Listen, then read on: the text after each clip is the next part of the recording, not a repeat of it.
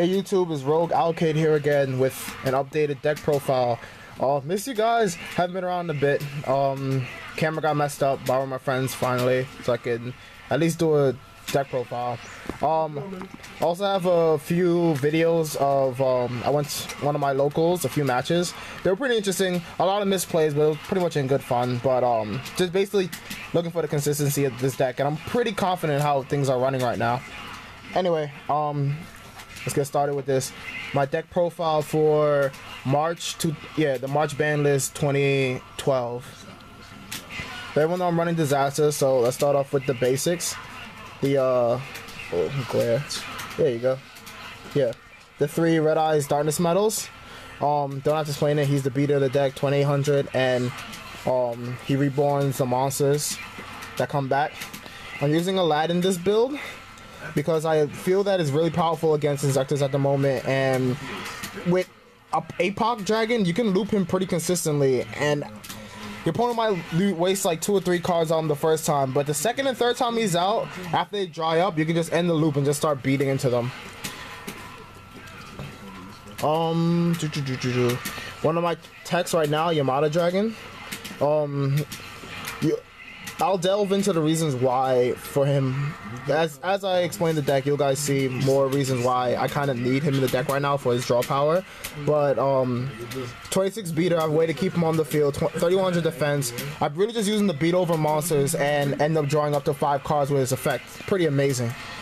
But yeah, I'm gonna put that off to the side because cool little trick I want to explain about that. One Alexandrite Dragon, 2K beater. I've won games literally just on turn 1, or I mean, my opponent goes first, they summon Thunder King, go, I go, summon Alexandrite, beat over, and they just have nothing to get over him after that. Like, they just don't have an aim that could get past 2K. After they waste stuff, I could just really go off with my medals and such. Triple Drago, yes. Oh, any card over there? Yeah. Triple Drago finally got the 3rd ulti. Finally, so pretty. While he's on the field, no one can special summon lights or darks. He's still relevant now. He still stop tour guide plays. He'll stop the random. A lot of small combos roll around lights and darks. Windups kind of have to get rid of him before they can special summon. What's it called? Special summon Hunter. Inzektors instead of going after back row, if Damsel or AKA Dragonfly is on the field, they have to kill him first to get the special summon effect. And yeah, it's like he's still just an amazing card. If anything else, 1900 beater. Your opponent has to really try and play around the whole fact that it can't go lights and darks. Double Wyvern, not running 3. I really don't like drawing this card. The 3rd one usually seems like a B-stick to me, which is why I'm using the 1 Alexandrite right now. He helps you get, he's still mandatory if you're running metal though. Helps you get him back from the grave. Double Delta because I love sinking, like, a lot. 1 mask in this build, only because with the current state of the game, I don't see myself getting his effect off from him being attacked as often. It'll probably happen once, maybe twice, but after that, is my opponent either popping things or just, doing a certain amount of damage. The next card that's coming up, Double APOC, I can remedy the whole thing with only having 1 mask. If I really feel like I want a defensive defense, I can snatch it back with Mask Dragon. If I need monsters in my hand because my hand is thin, I can dump a card and snatch back Mask or any other one of my monsters. And I love this card. Like, I really love it. It made the whole Gozen match thing a lot more dealable. Because he's dark, you can summon him, get back metal, summon metal, and just concentrate on having B6. So you're already synced into darks, you can grab back some more darks. He really adds in the synergy between the dark monsters in the deck and the wind monsters in the deck. And being able to dump a card, like putting Totem Dragon into the grave right away, or just, dumping out my empty Yamada if I already use his effect, or I just don't see it coming off for better cards, is like always priceless. I do wish he was a little bit stronger, but honestly, for a 4-star Dark Dragon that's searchable by Mass, he's pretty awesome. Yeah, half the time, if I'm searching with Mass, it's either going to be into a Delta, APOC, or maybe a Totem. But after that, either I'll have him in hand, or after that 1 search, I don't really need to do that search again. And finally, Triple Totem. I was running 2 totem, 2 mask, but there were more times where I felt I would have done better if the mask I had or the second mask I had wasn't a mask, if it was like a totem. Half the time I'm trying to force an attack to get mask effect, and it just doesn't work out when your opponent clearly seeing that you're desperate for, you know, a monster that counts as 2 tributes. So 3 for consistency, especially since I'm running Lad and Yamada and they can't even be special summoned. I need to be able to sack for them. So that's pretty awesome. And the 1 Exploder, because him and APOC are best friends. APOC Exploder dies, blows up stuff. The flames of the explosion bring him back to my hand and just keep reusing him. I love this card. I'm having like a basic rule of thumb, like never remove him, no matter the circumstance, unless I can win that turn. It's just been bad luck, I want to say, instead of just saying bad play. But anyway, with him being removed, or my opponent using Lavia to bring it back, or I just don't have access to it later when I need to blow up a Dolka or Logia. No, not Dolka, a Logia or something. Anyway, that's it for the monsters. 20 monsters going into the magics. We have obligatory 1 future, the 1 reborn, the 1 Book of Moon, and the 1 mind control. I was looking at Dragon Duel's girl's tech advice, and she was explaining her viewpoint on Dark Hole, and I'm like, let me give it a try. And honestly, I just never felt the need to Dark Hole something. Like, my monster's already bigger, they can beat over whatever my opponent tries to throw out, and I already can sink in or just exploit effects to get advantage on the field. I always feel like, and when I did Dark Hole at any time, it would always go into what's it called? The Huge Revolution is over and into Starlight Roads, and with the double torrentials and such, it's just adding more. I think I'm gonna see those cards more often, so I just don't want. I'd rather be dead on the field than let it happen. In my older build when I was running Econ, I would have loved to just have it. So if it failed, I'm like, alright, I'm gonna take your monster and get out my metal. But for this build, I feel this is more necessary, just to concentrate on 1-for-1s and being able to deal with things and recover from it, not so much as having trying to herp really hard and draw a Dark Hole and not do much. 1 heavy and triple MST. Basically, I hate back row. That's it. I hate back row. I don't like Fiendish Chains. I don't like Torrential. I don't like back row. I don't like Deep Prism. None of that. No. And the cool thing about the way how I play space is I try to play it conservatively. I don't. Blind spacing is just retarded. If I space, I'm asking a question like, if I can special summon, like, if I can go off this turn, does he have a warning to stop me? Or what's his defense like? I use space. If I pop some kind of anti-effect card, I'm like, okay, he was probably planning for me to do X. If I pop a warning, I'm like, okay, he was probably betting on that, trying to stop my special summon because he probably has a low amount of monsters. It depends on the game flow, but I use space when I want to answer some questions, and based on what I get or what I hit, I go off from there. Also, attacking with metal and chaining to their Fiendish Chain with a space is just lols when you see their face.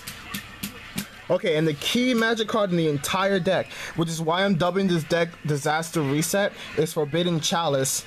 Half the good amount of the big monsters in this deck can reset due to Chalice's effect. I'm going back to the whole thing with Yamada. If I get a draw off with Yamada and I Chalice him, he'll go to 31 late, 3,000 for the turn.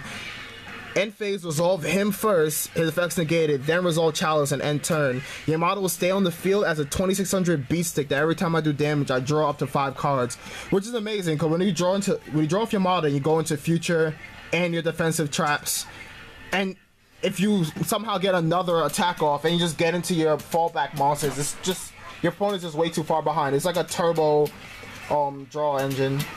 I feel I have to run Yamada only because I'm not running Gold Socks, and I'm not running I'm not running Power Dualities. I feel Duality is an amazing card, but for this deck I wanted to concentrate on the whole idea of resetting things. and I spell summon pretty often unless I'm playing a defensive style. So instead of just having the 3 draw card, I just have 3 things that take up its space and do just as well.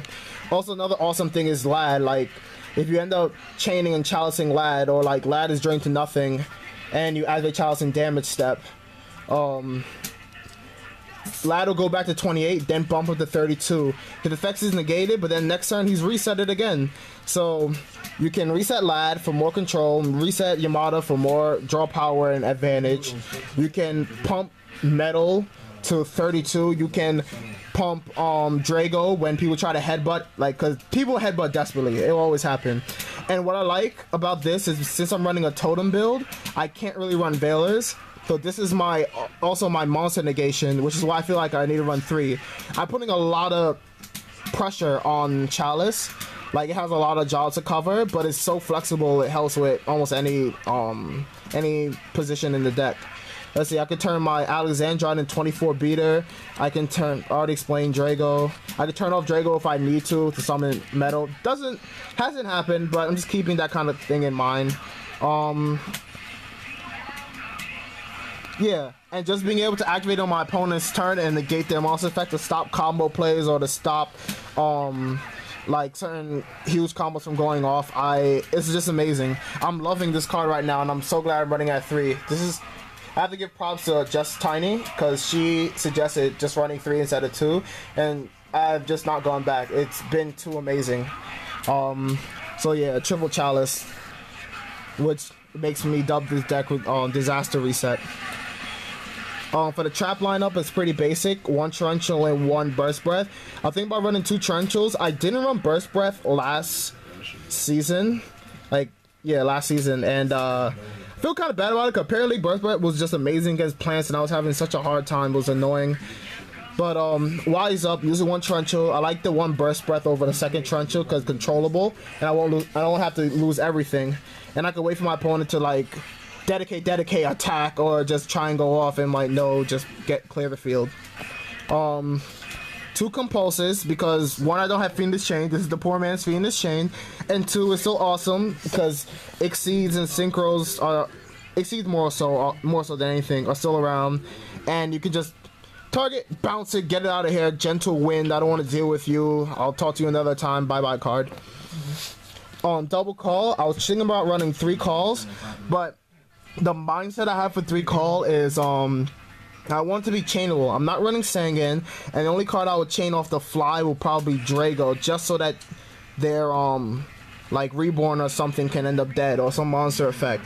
If I was running triple Thunder King and maybe 1 other card, but most likely triple Thunder King, I would definitely run 3 calls, just because calls serve a double purpose of stopping effects through calling back Drago or Thunder King, or just getting a big beater out. But for now, only 2 calls. And of course the Solemn Brigade. I really don't like these guys. Like, I don't know, my play style, I hate playing life. Like, drawing him and a few magics and 1 or 2 monsters early game, I just feel that's something I have to work on, I guess. Just not using Solemns early. But they do their job. I don't have to explain it. They do their negating thing. I had tried games where I didn't run these at all, or maybe 1 and 1, but I just felt too naked. Like, my deck was just defenseless. Alright, and for the extra deck, quick overlook of this. 5 God Dragon, Vice Dragon. I still like Allies Justice, Decisive Armor, because people still, at least in my locals, play Lightsworn, and I really don't want to deal with it. This is my lazy way of dealing with Lightsworns. I pretty much say, look, whatever, just dump your hand, take like 8k damage, game 3, just let's go. Trident Dragon for OTKs. With Drago on the field, they can't drop Battle Fader, Gores, Chagodia, all those little special cards. So, and if I get Max Seed and I know I can get Drago at the end and get him, which happens more often than not, I'll just spam out the field, get him, pump, battle phase, probably activate Call to get Drago or just summon Drago, and just swing for like 9k and end it there. He's a quick game ender. Red Drag Archfiend, 3k Beast Stick, Battering Ram, Scrap Dragon, Pop Stuff. I'm maining a 1 Blackwing Dragon because I'm not using Prime material, and Chamberlain has become a really good budget deck. Like, it's kind of disgusting how many Chamberlains are running around, and I don't want to be caught naked without something to stop it. At least in game 1. 1 Colossal Fighter because he's still amazing and awesome, and even though I'm running Totem, he's more of a late game card. If I need defense, he's one to call. 1 Thought Ruler Archfiend because he is amazing against Dino Rabbits. If I can get rid of the Doka, they don't have Doka, or if even they have Doka and I'm like attacking something else and I just challenge Doka like, shut up, I don't want to hear about your effect. He'll just run through everything. No Phoenix Chain, no Lances, no like deep prisons, none of that. Just, and I gain life. Like, just get through all of that. Yeah, Dark End Dragon, because Apocalypse is dark and makes it a lot easier sinking to him, sends cards away instead of destroying, so Zen mains is not as brutal. 1 Stardust, 1 Black Rose. I just put her back. I had taken her out because I never, ever synchro into, like, Dragon guys, girls, comment on this if you want to. Like, what do you think of Black Rose? It is awesome. Sure, it's like kind of, it's standard. You always have to have a Dark Black Rose Dragon in your, no. I tried it. I never summoned her. Every time I did, she got Starlight Roaded or something, or I had to dedicate too much into sinking into her, and it's just, it's so awful. I don't know. Like, I would rather take her out and put in a main deck Chimera Tech, which did win me a game because I reborned Cyber Dragon and just sucked up everything game 1, and it's like, and I got a deck check because he didn't believe I main deck 1 Chimera. Anyway, moving on. Exploder Dragon Wing because he blows up stuff. Ancient Fairy Dragon because I hate any deck with fields. And Orient Dragon because he's a simple out to synchros, and he's a nice level 6. I don't like Iron Chain. I'd rather go into Leviathan than Iron Chain. I'd rather just go to him if I want to sync for 6. Anyway, that's the deck profile for now. Sorry for the shaky cam. I'll probably do another video about specific inner workings of the tech. But for now, this is the deck I'm loving and I'm running right now. So, yeah. Disaster Reset. Oh, no, shout out to Justine, because she pretty much dubbed this low Mata.